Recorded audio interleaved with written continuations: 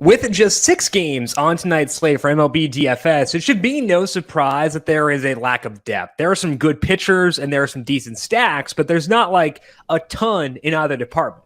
What makes me nervous there is that the best pitcher on the slate and one of the better stacks are both in some questionable weather for today. So it might be a slate where we whittle things down just a couple of options, go single entry, log out, and let things play how they do. We're going to have to see how things break for tonight. We'll talk about those no-brainer options, but also try to find some alternatives in case those no-brainers are taken off the slate, or if you want to go multi-entry and mix things up and deviate from the most obvious options. Welcome on into the solo shot. That's right here on the FanDuel Podcast Network and numberFire.com. My name is Jim Sanas. I am a senior writer and analyst for numberFire.com. Here to break down Thursday's 6-game main slate with lock set for 7:05 for tonight. The big weather note here is that rain is likely tonight in Washington for the Nationals and the Giants. It's a big game for pitching and stacks. Hopefully the rain clears out. We got Max Scherzer there. I'd like to use Max Scherzer, so check back on that rain later on. It is just 63 degrees in Boston, which is cooler than it had been previously and cooler than a lot of other games in the slate. So downgrade hitters for the Red Sox and Astros.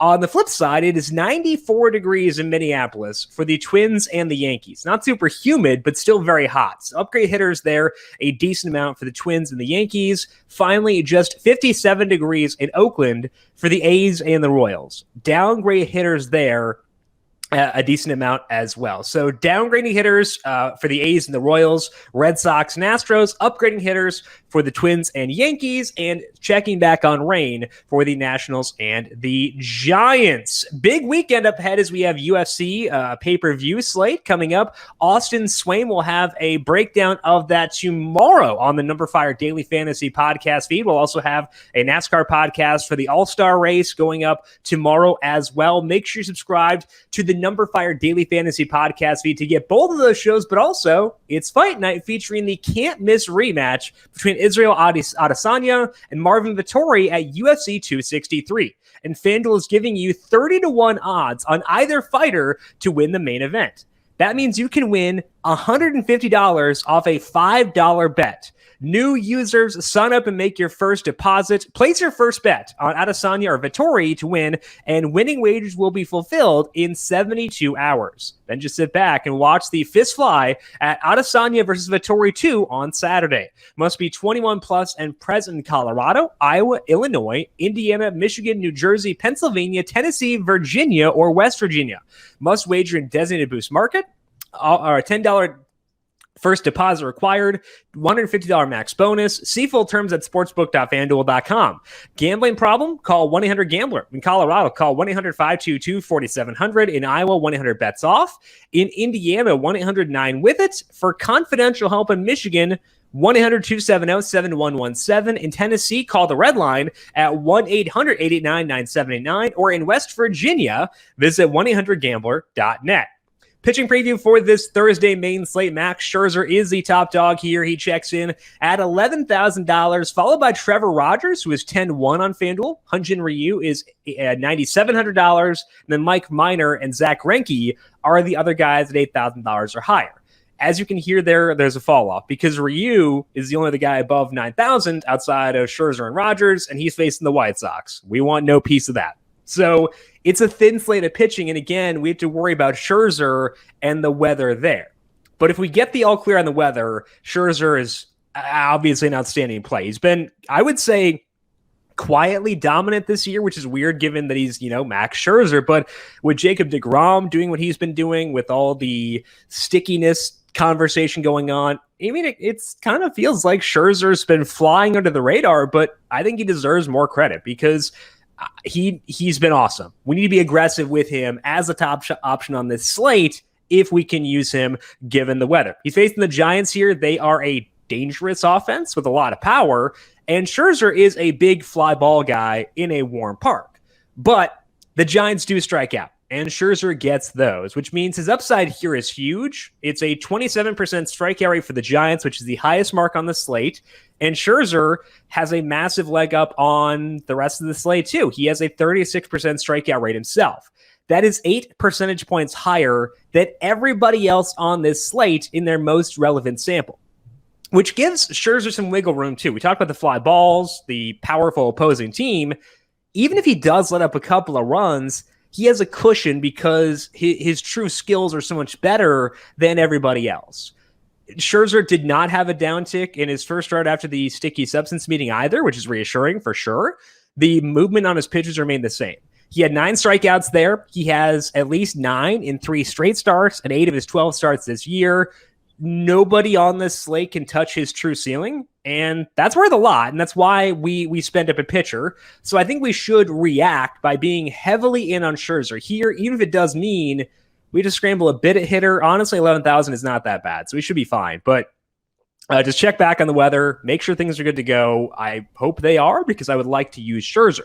If we can't use Scherzer, I think that the obvious second option is Trevor Rogers. The fall off occurs after Rogers. And for the most of the season, I've been, I think, lower than consensus on Rogers than others. And it had nothing to do with Rogers' talent. His talent is amazing.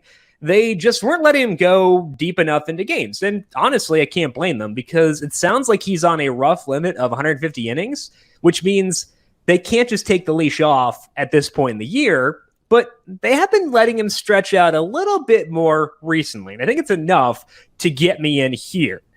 Rogers is facing the Rockies here. They are much better versus lefties than righties, which is a bad thing for Rogers. They might get Trevor Story back from the injured list tonight too. So, that's something to consider, but it's still not a good offense. They're about league average against lefties across the board, and Rogers is good enough to handle that. Over his 9 starts with his changeup usage increasing, he has a 3.55 skill interactive ERA with a 28% strikeout rate. He is also limiting hard contact.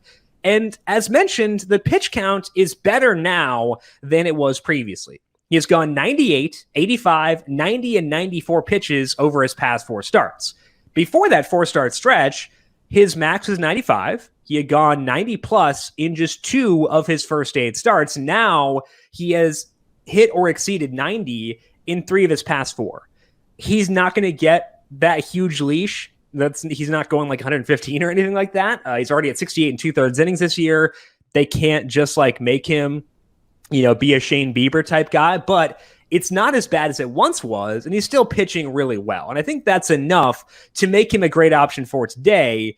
I want to buy now as things open up a bit. It does mean I've missed out a bit on Rogers previously. It does mean I'm not getting him at a low salary, but 10-1 is still reasonable. He is still, to me, the clear number 2 behind Scherzer. So it's Scherzer 1, Rogers 2, and then there is a big fall off. So if we lose Scherzer, things do get pretty dicey. And if you're not going to go with one of those 2, you're taking on risk no matter where you go, because only 2 other guys on this slate have strikeout rates higher than 23%. Those 2 pitchers, who are Eduardo Rodriguez and Mike Minor, are facing the Astros and the A's, both of whom are really good against lefties. The A's do at least strike out, though, whereas the Astros do not. So if I had to pick one value play, that guy would be Mike Minor. We'll go through one more value play and things to watch as well. Minor's facing the A's in Oakland, and it is, like I said, a tough matchup. They have a 116 WRC plus against lefties with a 188 ISO. The one glimmer of hope here we have from a matchup perspective is that the A's strike out a bit. It's a 24% strikeout rate versus lefties. And Minor's pitching well. We're up to a 7-start sample on him since he started throwing his changeup more often. And in that sample, he has a 3.71 skill interactive ERA with a 27% strikeout rate. He's allowing just a 31% hard hit rate. That is the second best mark on the slate. And that's why I can stomach going at Minor for tonight.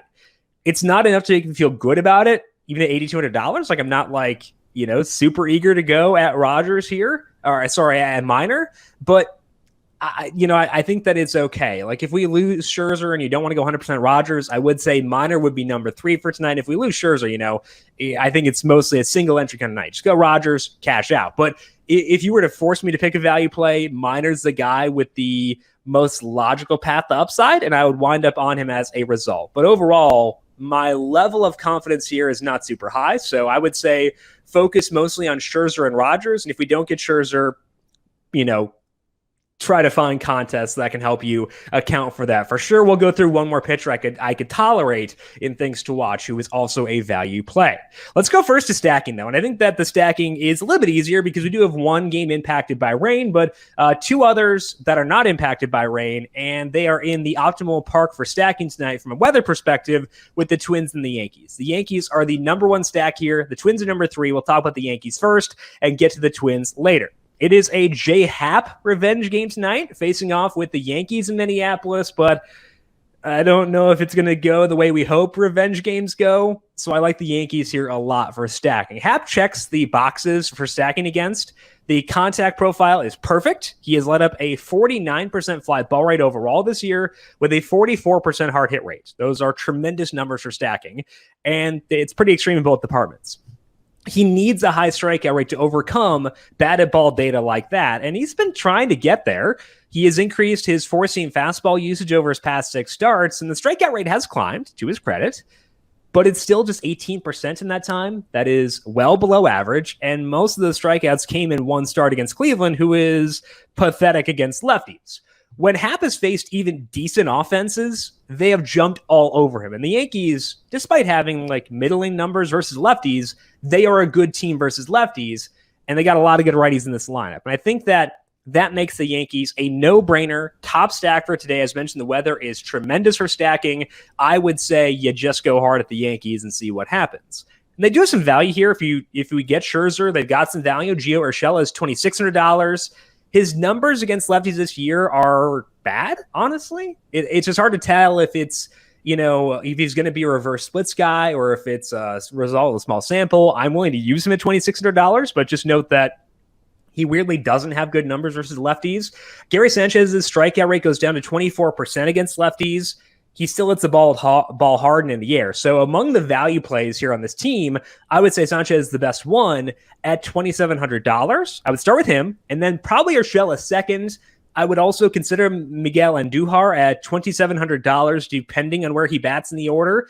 And then I would see what those savings get to you. If you could go with just 2 value plays and get to both Stanton and Judge, sick. I think the Stanton specifically is undersalaried at $3,600. So stack up the Yankees, check out the values with Sanchez being the top priority, followed by Urshela, and then Andujar, and then go from there. Also, Gleyber Torres, not super high salaried either. So if it's Rodgers you're using, you could probably get to Torres and not go for Andujar or with Urshela, but check out the way things lie, and you should be able to stack them no matter where you go at pitcher for today.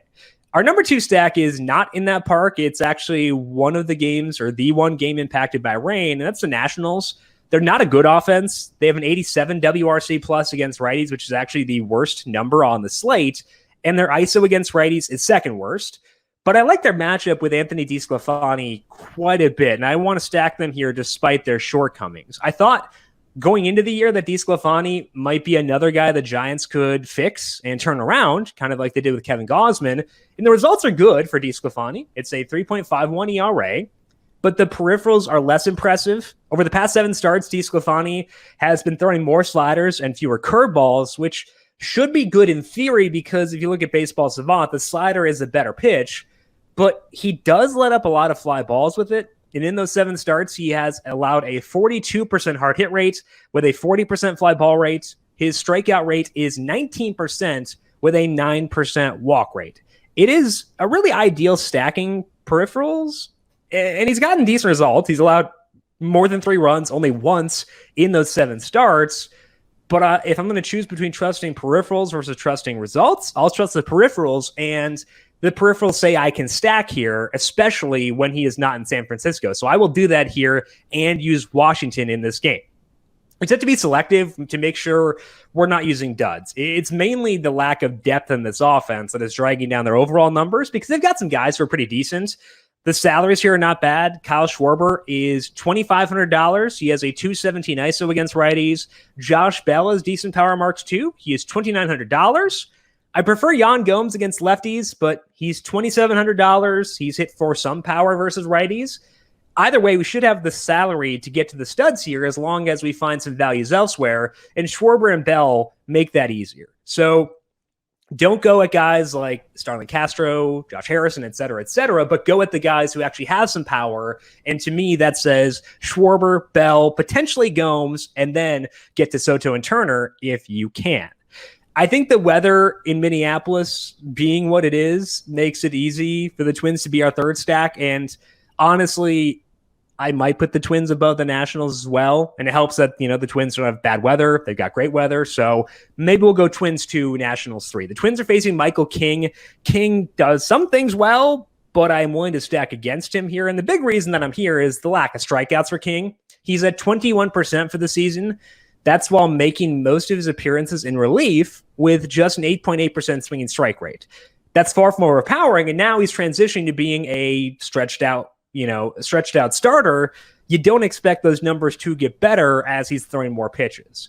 The fly ball rate this year is 28%, which is lower than you would like, but a lot of that is coming in the form of line drives because his ground ball rate is manageable at 46%. It was 40% last year.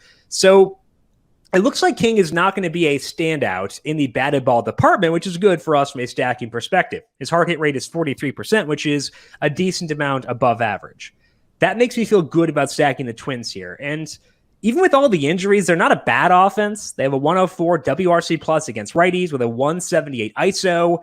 So you add in the good weather, I think they make a lot of sense. And I think I'm going to put them second here above the Nationals. After talking through this, I'll go Yankees 1, Twins 2, Nationals 3 from a stacking perspective. One guy I might wind up a bit lower on than I've been previously is Alex Kirilloff. He had a wrist injury back in May, and I talk about this a decent amount, but there are certain injuries for hitters where you have like a warning light going off in your mind. It's like oblique issues and wrists, and Kirilloff had a wrist injury.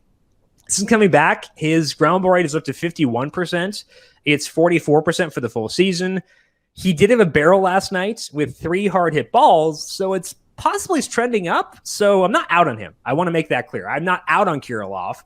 I would just lower him on my list of priorities within this lineup. Like Trevor Larnach at $24, the same salary as Kirilloff, I would rank him higher than Kirilloff due to the injury. So basically, that's the way I'd phrase it, is I'm not out on Kirilloff. I am just pushing him down my priority list behind someone like Larnach from a prioritization perspective. I will still have Kirilloff likely as one of the core 4 within a twin stack, but just pushing him down my list a bit to account for the fact that he has not looked quite as good since coming back from that impactful wrist injury. Finishing up here with things to watch. If you were to force me to pick one additional pitcher for tonight, that guy would be Frankie Montas. He is in tremendous pitching weather. That's kind of the big thing here, which is not a great way to start, but it does help nullify the big weakness for Montas. And that's that he lets up a ton of hard contact and fly balls. If this game were in Minnesota, where it's super hot, I might stack against him, but it's not. And he's a decent pitcher who can go long in games. So with the weather where it's at, I'd rather use Montas as a pitcher than stack against him, despite the fact that his batted ball numbers are stack worthy is the way I'd phrase that. If you want to get a bit different in tournaments, I would say either side of the White Sox or Blue Jays could be defensible for tournament stacks. Both pitchers do a good job with contact suppression, but neither of them get a ton of strikeouts. I'd prefer to stack the Jays against Dallas Keuchel. He hasn't had the best results this year, despite his ground ball rate. So the Jays are in play. You can also make a case for the White Sox against Hyun-Jin Ryu, despite his overall quality as a pitcher. But I think that I would say Blue Jays higher than the White Sox for today. Blue Jays facing Keuchel, the White Sox facing Ryu. Both at least options if you're multi-entering and want to go at stacks that will probably go a bit overlooked. Finally, I think you can justify the Marlins tonight. They're facing Chichi Gonzalez. He is a ground ball guy, but still lets up a 32% fly ball rate since he joined the rotation for the first time this year, going back into it now. His hard hit rate allows at 44%. He doesn't get strikeouts. So the Marlins are not great. It's not I'm assuming the roof will be shut for tonight, as it generally is. So not really an ideal situation, but for one-offs, they do work. Jazz Chisholm specifically is a fun play if you need a shortstop or a second baseman with a couple of paths upside. He works really well there. So Marlins for one-offs, not super high in them for stacking, but with the Twins and the Yankees giving us both value and upside, we might not need too much from a stacking perspective. So we're going to send good vibes, good weather vibes out to Washington to try to get that Nationals game in, get us Scherzer, get us the Nationals, our number 3 stack, and hopefully we can do that. Otherwise, the slate does become a little bit thin, but there are some okay alternatives at each category. That is all that we have for today. Updated weather coming up at 4 p.m. on the FanDuel YouTube, Twitch, Facebook, and Twitter pages. So make sure you are subscribed there, but also make sure you are subscribed to the numberFire Daily Fantasy Podcast feed, wherever you get your podcasts. And if you like what you hear, leave us a rating and review as well. If you have questions for me before the 4 p.m. stream, I am on Twitter at Jim Sannes, JIMSANNES. You can also follow the FanDuel Podcast Network at FanDuel Podcast. Big thank you to Calvin Theobald, our video producer, for setting up the video broadcast for today. Thank you, Cal, as always. And thank you to everyone for tuning in. Good luck to you tonight. We'll talk to you once again tomorrow for a Friday solo shot. We'll talk to you then. This has been the solo shot right here on the FanDuel Podcast Network.